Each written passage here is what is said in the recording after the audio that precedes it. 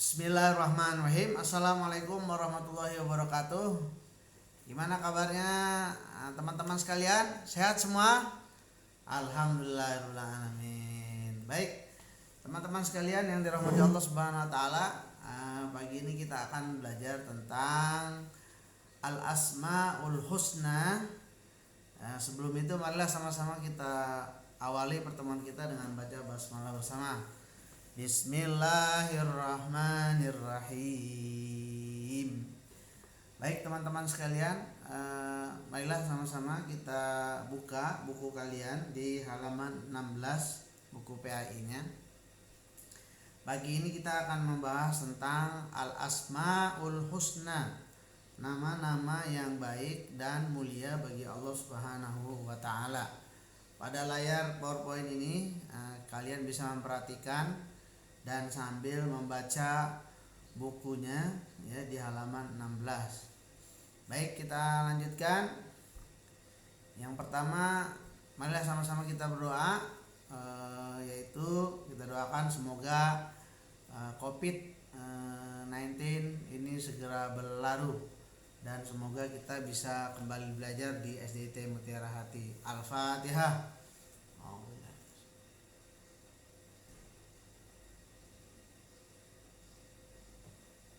Amin ya rabbal alamin. Baik teman-teman sekalian yang dirahmati Allah Subhanahu wa taala, agenda belajar kita pada hari ini ada 4 ya. Yang pertama yaitu kita akan belajar tentang Al-Asmaul Husna. Yang pertama As-Samad, maha dibutuhkan atau tempat meminta. Yang kedua Al-Muqtadir atau maha kuasa atau maha menentukan. Yang ketiga adalah Al-Muqaddim, maha mendahulukan. Dan yang keempat Al-Baqi, maha berkesinambungan atau maha kekal. Al-Asmaul Husna di dalam Al-Quran ya, yang 4 tadi ya, kita akan bahas satu-satu. Yang pertama As-Samad terdapat di dalam surah Al-Ikhlas ayat yang kedua. A'udzu billahi minasyaitonir rajim. Bismillahirrahmanirrahim. Ya, di dalam surah Al-Ikhlas ayat yang kedua, Allah Subhanahu wa taala berfirman, Allahus Samad. Perhatikan bukunya halaman 17, yaitu Allah tempat meminta segala sesuatu. Nah, Allah itu di dalam Al-Quran, di dalam tafsir Imam Ibnu Jarir At-Tabari ya, meriwayatkan bahwa ucapan sahabat yang mulia dari Abdullah bin Abbas, beliau berkata, As-Samad adalah penguasa yang maha sempurna akan kekuasaannya, maha mulia dan sempurna kemuliaannya. Jadi saking mulianya Allah Subhanahu wa taala, dan dia adalah tempat untuk meminta segala sesuatu. Yang kedua Al-Muqtasir. Al-Muqtasir di dalam surah Az-Zukhruf ayat yang ke-42. Allah Subhanahu wa taala berfirman, A'udzu billahi minasyaitonir rajim. Ya, perhatikan bukunya halaman 18. Au nuriyannaka alladzi wa'adnahum fa inna 'alaihim muqtadirun. Ya. Di ujung artinya, atau kami perlihatkan kepadamu azab yang telah kami ancamkan kepada mereka, maka sungguh ya, fa inna 'alaihim muqtadirun. Ya, sungguh kami ini berkuasa atas mereka. Artinya Allah Subhanahu wa taala memiliki kekuasaan atas seluruh makhluk di muka bumi ini. Itu ya. Itu yang kedua, yaitu Al-Muqtadir ya. Di dalam surah Az-Zukhruf ayat yang ke-42. Yang selanjutnya Al-Muqaddim ya, Al-Muqaddim di dalam surah As-Saba ayat 30. Perhatikan buku kalian halaman 18. A'udzu billahi minasyaitonir rajim. Qul lakum mi'adu yaumin la tastakhiruna anhum sa'ah. La tastakhiruna anhu sa'atan wa la tastaqdimun. Katakanlah bagimu ada hari yang telah dijanjikan pada hari kiamat. Kamu tidak dapat meminta penundaan atau percepatan sesaat pun. Jadi al-muqaddim itu maha mendahulukan. Maha mendahulukan atas apa yang Allah ciptakan. Allah mendahulukan segala sesuatu dengan kekuasaan, ilmu, dan kebijaksanaan yang dimilikinya. Yang keempat, Al-Baqi di halaman 19. Dalil dalam Al-Qur'annya itu ada di dalam surah Ar-Rahman ayat 26 dan ayat 27. A'udzu billahi minasyaitonir rajim. Kullu man 'alaiha fan. Semua yang ada di muka bumi ini akan binasa. Wa yabqa wajhu rabbika dzul jalali wal ikram. Tetapi wajah Tuhanmu yaitu Allah yang memiliki kebesaran dan kemuliaan tetap kekal abadi. Al-Baqi artinya berkesinambungan atau tanpa akhir. Al-Baqi itu kekal, maha kekal. Allah Subhanahu wa taala tidak pernah mati. Allahu al-haya, maha hidup selama-lamanya. Kalau makhluk mengalami kematian, tapi Allah Subhanahu wa taala tidak mengalami kematian. Allah kekal abadi selama-lamanya. Itu 4 al-asmaul husna yang berada dalam dalilnya di dalam Al-Qur'an. Baik, kita lanjutkan. Nah, sebentar, ini dipindahin dulu nih gambarnya Ustadz ke tengah. Yang pertama As-Samad, maha dibutuhkan. Kira-kira apa yang bisa kita lakukan, apa yang bisa kita praktekkan dalam kehidupan sehari-hari dalam mengambil hikmah dari Al-Asmaul Husna. Yang pertama As-Samad.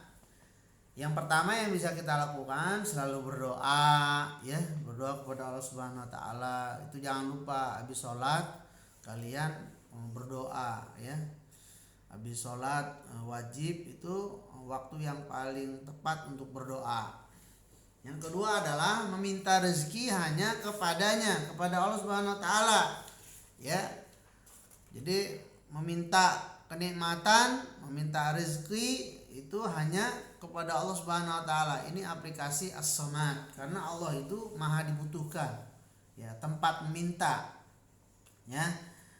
Jangan dicontoh tuh perilaku orang jahiliyah minta itu ke pohon, minta ke nyimpen jimat, itu nggak boleh, haram hukumnya. Kalau minta rezeki itu kepada Allah Subhanahu wa taala dengan beribadah. Yang ketiga, tempat memohon pertolongan, meminta pertolongan itu hanya kepada Allah Subhanahu wa taala, bukan kepada manusia. Manusia itu sebagai wasilah saja. Dokter itu bukan dia yang menolong, tetapi dia sebagai wasilah untuk menolong manusia, Jadi itu. Yang keempat, menjadi orang yang bermanfaat bagi keluarga, saudara, teman, dan bagi orang lain. Ini cara kita untuk mengaplikasikan As-Samad ini dalam kehidupan kita. Jadi kita semua harus bermanfaat. Hidup kita bermanfaat.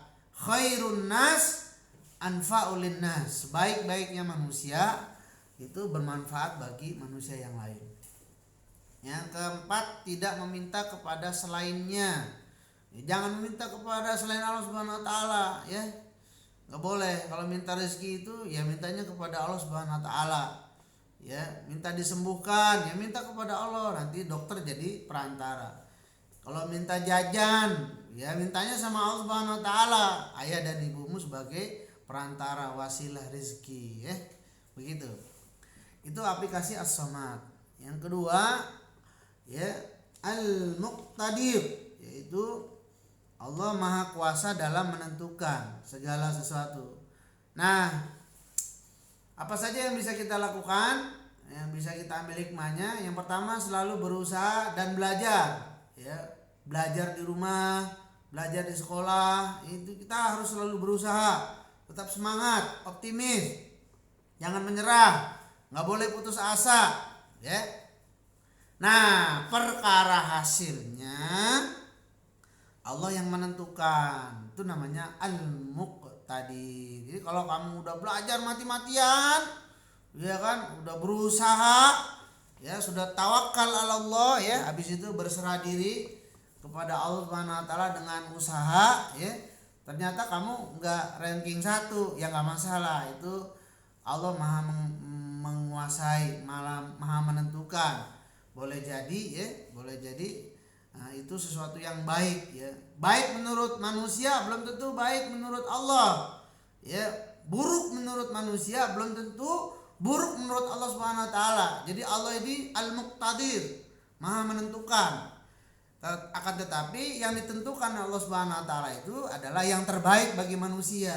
Ya, kita jangan berprasangka buruk atas takdir Allah Subhanahu wa taala, ya. Mudah-mudahan, ya, kalau kita berusaha dengan baik, insyaallah setiap usaha itu akan berbanding lurus dengan hasil. Semakin kamu berusaha, maka hasilnya akan baik. Tapi barang siapa yang bermalas-malasan, maka hasilnya tidak akan baik. Yang ketiga, Allah sebagai tempat bersandar, menyandarkan diri segalanya. Ya, kita sudah berusaha, kita sudah belajar, ya. Lalu ya kita udah hidup sehat, udah cuci tangan, udah pakai masker, ya udah misalnya berusaha untuk hidup sehat. Akan tetapi tiba-tiba kita tertular COVID-19, yaitu kita harus menyandarkan segalanya kepada Allah Subhanahu wa taala. Allah yang menentukan, gitu. Kalau memang nanti sehat, alhamdulillah. Tapi orang yang kena virus COVID-19 sih rata-rata sembuh, ya. Asalkan hidupnya sehat, makan yang cukup, insya Allah sembuh, ya. Tapi kalau misalnya Allah berikan kematian, itu yang terbaik baginya. Ya, kita harus menerimanya, ikhlas, begitu, ya. Dan menyandarkan segala sesuatu setelah kita berusaha. Yang selanjutnya, tidak semua keinginan sesuai dengan apa yang kita harapkan. Ini penting, ya. Jadi kalau kita menginginkan sesuatu, itu takdirnya Allah Subhanahu wa taala, dan tidak semua keinginan Allah kabulkan. Bisa saja ditunda, ya. Bisa saja dikabulkan di dunia atau ditunda sampai di akhirat sana. Namun setiap doa itu dikabulkan. Ud'uni astajib lakum. Doalah kalian, mintalah kepadaku, kata Allah, maka aku akan mengabulkannya. Nah, sekarang tinggal bagaimana usaha kita. Semakin kita berusaha, insya Allah Allah cepat mengabulkan permintaan kita, ya. Kalau misalnya tidak dikabulkan, bagaimana Ustadz? Ya, bisa jadi ditunda sampai akhirat sana. Jadi dikabulkannya di surga. Ya, amin. Ya Rabbal alamin. Baik, yang selanjutnya, kalau dikabulkan, ya, permintaan kita, nah ini kita nggak boleh sombong, ya, jadi manusia, ya. Soalnya kamu sudah belajar mati-matian, ya, wah semangat, ya kan, dan Allah mengabulkan permintaan kita, ya, jadi juara 1, ya kan. Nah ini nggak boleh sombong, harus tetap rendah hati, ya. Orang yang semakin berisi maka dia akan semakin menunduk, gitu, ya. Orang yang banyak ilmunya, insya Allah lama-lama dia semakin rendah hati. Jadi jangan sampai banyak ilmu terus sombong, enggak gitu, nggak boleh, ya. Jadi jangan seperti itu. Ini cara kita dalam menerapkan Al-Muqtadir. Selanjutnya Al-Muqaddim, atau Maha mendahulukan. Bagaimana cara kita mempraktekannya? Yang pertama, bersegera dalam kebaikan. Kalau sholat segera, ya Allahu Akbar, ya itu segera langsung sholat, jangan ditunda-tunda. Mendahulukan kepentingan umum ya dari kepentingan pribadi, ya jangan sampai kepentingan pribadi ini lebih didahulukan daripada kepentingan umum, ya mendahulukan kebutuhan yang penting-penting dulu, ya itu yang penting-penting dulu didahulukan, yang tidak penting nggak usah. Tidak menunda tugas atau PR sekolah, ya kemarin tugasnya bab 1 kemarin sudah dikerjakan belum? Yang belum kerjakan ya, jangan ditunda-tunda ya. Nanti tengah semester bukunya dikumpulin ke sekolah. Selanjutnya dapat mengatur waktu belajar dan bermain. Ini penting ya, karena kamu di rumah jangan kebanyakan bermain di rumah, main HP itu jangan ya. Main HP ya untuk keperluan belajar aja ya. Bermain boleh ya, waktunya main-main, waktunya sholat, waktunya belajar. Nah itu cara mempraktekkan al-muqaddim. Jangan dibalik-balik ya. Giliran waktu sholat kamu main ya, giliran waktu belajar kamu main ya kan. Jangan dibalik-balik, giliran waktu bermain kamu belajar ya, giliran waktu tidur udah mau tidur kamu baru belajar. Jangan begitu ya. Kita harus sesuai dengan waktunya, diatur waktunya ya. Yang terakhir al-baqi, yaitu maha kekal, maha berkesinambungan tanpa akhir. Bagaimana caranya? Yang pertama, menyadari bahwa kehidupan dunia ini hanya sementara aja ya. Mata ul-gurur ya, kehidupan dunia ini sementara ya. Kita cuma hidup paling 63 tahun ya. Bagaimana umurnya umat Rasulullah SAW? Ya kalaupun ada nambah dikit ya berarti bonus dari Allah Subhanahu wa taala ya. Hidup ini sementara saja ya. Nah, kehidupan yang paling abadi itu di akhirat nanti. Nah, yang selanjutnya gemar bersedekah ya, berinfak, sedekah, bantu orang ya. Ya seminggu sekali bersedekah walaupun ya 1.000 perak ya ketika sholat Jumat, atau bersedekah kepada orang-orang fakir, miskin. Itu cara kita untuk mengaplikasikan al-baqi. Saling tolong menolong, ini penting ya. Ustadz ingatkan lagi, tolong ibunya di rumah ya. Jangan sampai orang tuanya itu mengerjakan semuanya ya. Paling enggak kamu ringankan pekerjaan ibumu di rumah ya. Yang bisa cuci piring, yang bisa ngepel ya. Bersihkan tempat tidur sendiri ya. Bangun pagi, jangan malas ya. Sholat subuh jangan sampai dioprek-oprek, tahu nggak dioprek-oprek ya, dioyok-oyok baru bangun. Nah jangan ya, latih diri kamu beribadah dengan disiplin ya. Kunci sukses itu adalah disiplin. Yang selanjutnya saling menasihati dalam sabar dan kebaikan ya. Yang selanjutnya setiap makhluk akan mengalami kematian kecuali Allah Subhanahu wa ta'ala. Allah itu al-baqi, maha kekal ya. Sementara manusia, seluruh makhluk di muka bumi ini akan mengalami kematian ya. Jadi kalau misalnya ya masa Covid ini ada yang banyak meninggal dunia, itu takdir dari Allah Subhanahu wa ta'ala ya. Qalu inna lillahi wa inna ilaihi raji'un. Tapi Allah tetap kekal abadan abada. Baik, itulah yang dapat kita lakukan ya. Jadi bisa terangkum nih. Yang pertama, beribadah dengan benar, jangan lupa berdoa ya di rumah ya. Yang selalu bantu, yang kedua bantu meringankan pekerjaan orang tua. Yang ketiga bangun pagi dan berolahraga ringan ya. Gaya hidupnya harus bersih, cuci tangan, buang sampah pada tempatnya, membersihkan kamar sendiri ya, dan membersihkan area-area yang kotor ya. Jangan biarkan area-area di rumah kita itu kotor, nanti ada virus ya, akhirnya berpenyakit. Dan yang terakhir, tetap bersemangat dalam belajar walaupun di rumah ya. Ustadz, ada yang bilang, oh aku kangen pengen ke sekolah ya. Ya sama, guru-guru kamu juga kangen pengen ngajar kamu di sekolah ya. Ya, sekolah ini juga kangen dengan kehadiran kamu ya. Kita semua pengen hadir di kelas-kelas kita, tetapi karena kondisi ya kita harus bersabar ya. Mudah-mudahan Oktober atau Januari kita sudah bisa masuk ke sekolah ya. Yang sabar. Nah, tugas kamu yang pertama ya, akhir sesi kita yang pertama isi tabel halaman 16. Ini tugas kamu nih ya, melanjutkan tugas yang bab pertama kemarin. Yang belum selesai tugas bab pertama kemarin selesaikan ya.